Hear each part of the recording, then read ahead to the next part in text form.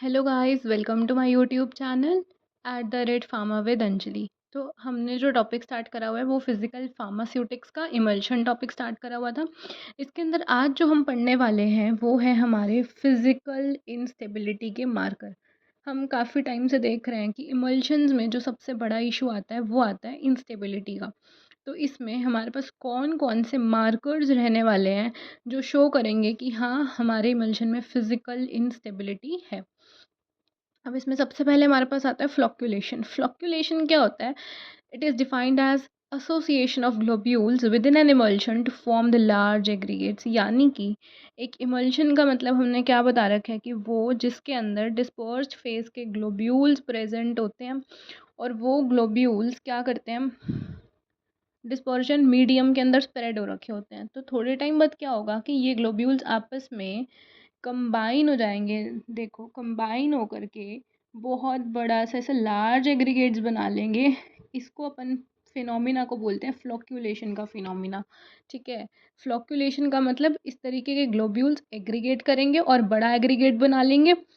ठीक है, जो ऐसा नहीं है, आप उसको थोड़ा सा शेक करो वापस रिडिस्पर्ज हो जाएगा। अब किस हद तक, किस एक्सटेंट ऑफ फ्लॉक्यूलेशन होती है वो तीन चीज़ों पे डिपेंड करती है कि जो ग्लोब्यूल्स इसमें हैं स्प्रेड हो रखे हैं, वो डिस्पर्ज हो रखे हैं, इन ग्लोब्यूल्स का साइज़ क्या है, इन ग्लोब्यूल्स के सरफेस पे चार्जेस कौन से हैं, और जिसमें ये स्प्रेड हो रखे हैं उस एक्सटर्नल मीडियम की विस्कोसिटी क्या है। फ्लॉक्यूलेशन ऐसा इंस्टेबिलिटी मार्कर जिसमें ग्लोब्यूल्स का फ्लॉक्यूलेशन यानी एग्रीगेशन हो जाता है और वो बड़ा एग्रीगेट बना लेते हैं, इस फिनोमिना को फ्लॉक्यूलेशन कहेंगे। एक्सटेंट ऑफ फ्लॉक्यूलेशन हमारा डिपेंड करता है कि ये जो ग्लोब्यूल्स स्प्रेड हो रखे हैं इन ग्लोब्यूल्स के साइज पर, इन ग्लोब्यूल्स के बाहर प्रेजेंट चार्जेस के ऊपर, और एक्सटर्नल मीडियम जो रहने वाला है इसकी विस्कोसिटी पे डिपेंड करता है। यानी अगर आप चाहते हो फ्लॉक्यूलेशन ना हो तो उसके लिए हमें ग्लोब्यूल्स चाहिए होंगे एकदम एक समानता, यूनिफॉर्म साइज के ग्लोब्यूल्स की नीड होगी। और यूनिफॉर्म साइज के ग्लोब्यूल्स को अचीव करने का एक तरीका हमारे पास है साइज रिडक्शन प्रोसेस। देखो, होता क्या है कि हमारे ग्लोब्यूल्स के ऊपर अगर चार्जेस आ जाएंगे तो वो एक दूसरे के से दूर भागेंगे, यानी कि वो ग्लोब्यूल्स एक दूसरे के ऊपर रिपल्सिव फोर्सेस एक्सर्ट करेंगे, एक दूसरे से दूर जाएंगे। जब वो रिपल्सिव फोर्सेस एक्सर्ट करेंगे नेबरिंग ग्लोब्यूल्स के ऊपर, तब हमारा क्या होगा, फ्लॉक्यूलेशन नहीं होगी। यही हम चाहते हैं। So this can be achieve by using, इसके लिए हमें इसमें या तो इलेक्ट्रोलाइट्स का एडिशन करना पड़ेगा या फिर आयनिक इमल्सिफाइंग एजेंट्स का एडिशन करना पड़ेगा। या तो इलेक्ट्रोलाइट्स का एडिशन करना पड़ेगा या फिर आयनिक इमल्सिफाइंग एजेंट्स का एडिशन करना पड़ेगा। दूसरा तरीका, ठीक है, दूसरा तरीका ही तो अपने रिपल्शन करवा दी इंक्रीज। अब बाहर का जो मीडियम है अगर आप उसकी विस्कोसिटी बढ़ा दोगे तो होगा क्या, ग्लोब्यूल्स मूव ही नहीं कर पाएंगे। जब वो इमोबाइल हो जाएंगे तब भी फ्लॉक्यूलेशन रुक जाएगी। So this can be achieve by viscosity improving agents जैसे वैक्सीज हैं या हाइड्रोकोलॉइड्स हैं। ठीक है, तो फ्लॉक्यूलेशन क्यों होती है? फ्लॉक्यूलेशन और स्क्रीमिंग में हल्का सा एक डिफरेंस दे रखा है यहाँ पे, मैंने बोल्ड कर दिया उसको, कि अगर अट्रैक्टिव रिपल्सिव फोर्सेस का इंटरैक्शन होता है तब आपका फ्लॉक्यूलेशन होता है। और क्रीमिंग जो होती है वो होती है दो फेजेस के डेंसिटी डिफरेंस की वजह से, जिसमें अब हम अगला फिनोमिना पढ़ने वाले हैं that is called as creaming. Creaming में क्या होता है कि आपके ग्लोब्यूल्स का कॉन्सेंट्रेशन या तो टॉप ऑफ इमल्शन पे या बॉटम ऑफ इमल्शन पे हो जाएगा। ठीक है, क्रीमिंग एक रिवर्सिबल प्रोसेस है जिसमें आपको आराम से लेयर्स की शेड में फ़र्क दिख जाएगा और आपको दिख जाएगी इसमें क्रीमिंग हो रखी है। अब दो तरीके की क्रीमिंग होती है, या तो अपवर्ड क्रीमिंग होती है या डाउनवर्ड क्रीमिंग होती है।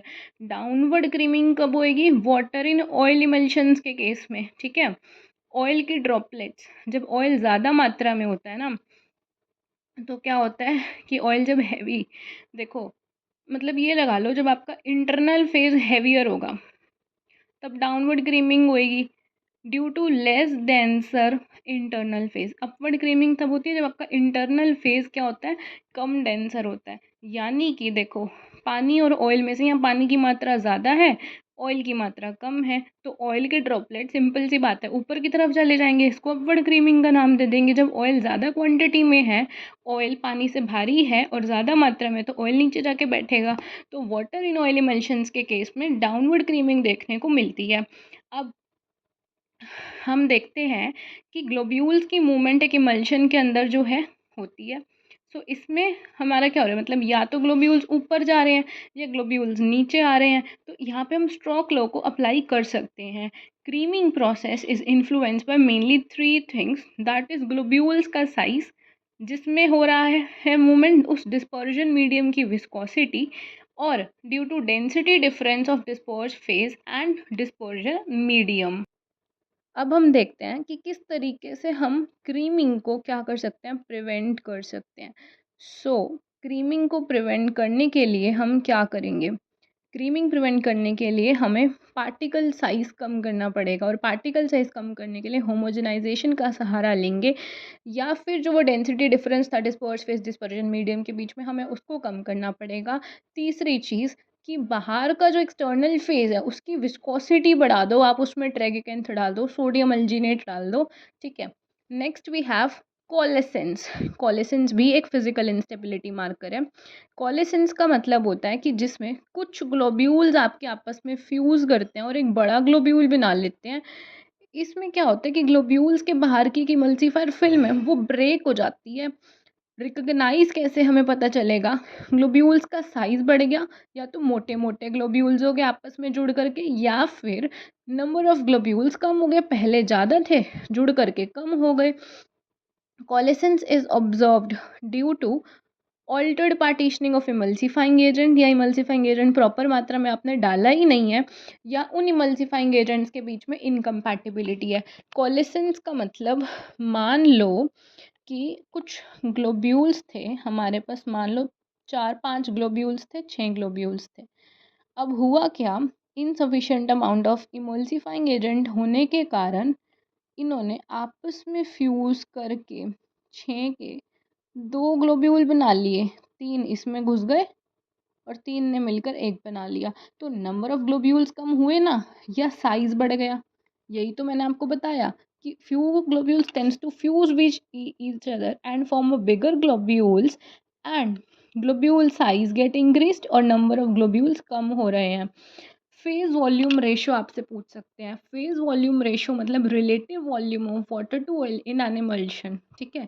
अगर इसकी वैल्यू 74% से ज़्यादा है, ग्लोब्यूल्स बहुत क्लोजली पैक्ड होते हैं, एंड छोटे छोटे ग्लोब्यूल्स उन बड़े बड़े ग्लोब्यूल्स के बीच के वॉइड स्पेसेस को कवर कर लेंगे। आइए समझते हैं। फेज वॉल्यूम रेशियो कह रहे हैं हम कि इस केस में क्या होता है कि बड़े बड़े ग्लोब्यूल्स लाइक इस तरीके से प्रेजेंट है।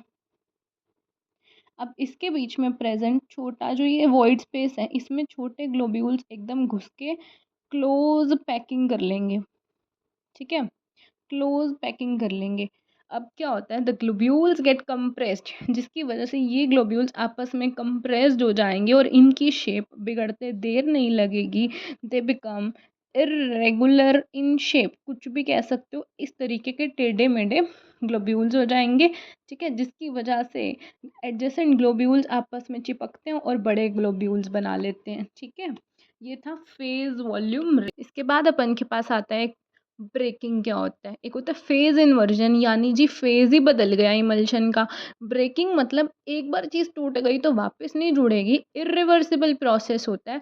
यानी कि यहाँ पे ऑयल फेज और एक्वस फेज जो होता है उनका कंप्लीट तरीके से सेपरेशन हो जाता है। सिंपल भाषा में कहूँ तो दो फेज आपस में बिल्कुल अलग हो गए, तेल अलग हो गया एंड वाटर वाला फेज अलग हो गया। इरिवर्सिबल प्रोसेस है। ग्लोब्यूल्स के बाहर की प्रोटेक्टिव शीथ टूट जाती है कंप्लीट तरीके से, इसीलिए ब्रेकिंग हो जाती है। फेज इन्वर्जन का मतलब कि आपका इमल्शन का टाइप ही बदल गया जी। ऑयल इन वाटर था, वाटर इन ऑयल हो गया, या वाटर इन ऑयल था, ऑयल इन वाटर हो गया, ठीक है, कैसे भी हो सकता है।